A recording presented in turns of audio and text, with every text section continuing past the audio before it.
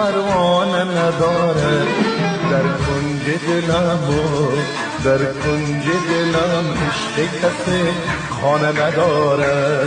کس راه در این کلبه ویرانه نداره. همو وقتا که شهر کنه بود، جاده بی خطر خانه کاگیلی بود.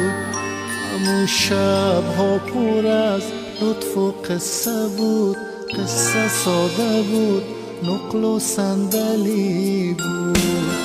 همو وقتا که شهر کنه بود، جاده بی خطر خانه کاگیلی بود. همو شبها پر از لطف و قصه بود، قصه ساده بود نقل و صندلی